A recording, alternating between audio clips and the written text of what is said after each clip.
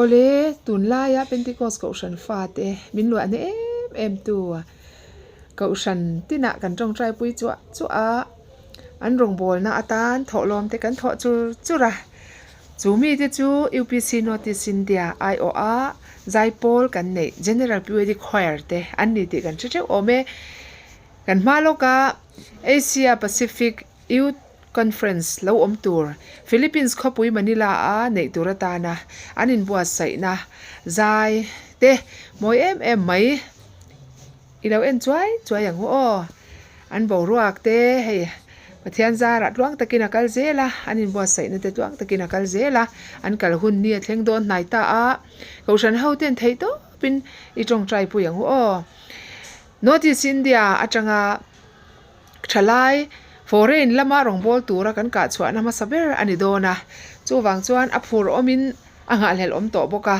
kalve lo tur te po in kan lo nga hlel pui em a hei kan hroi tu pa po ain pe to hle ani he kan hmuang hianin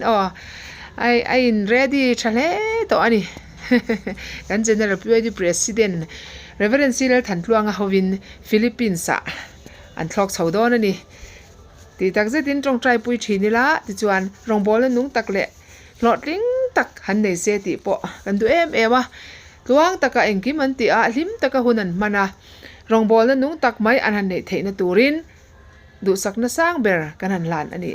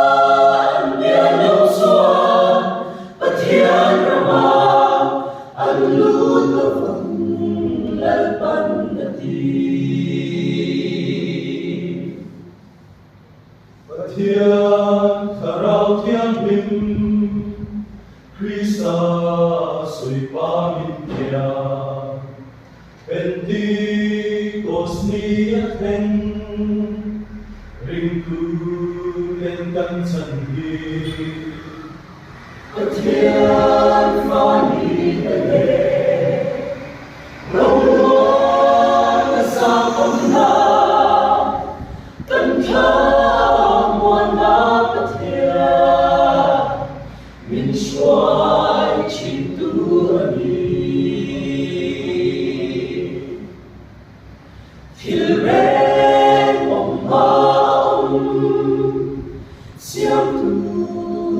thiên nghệ khả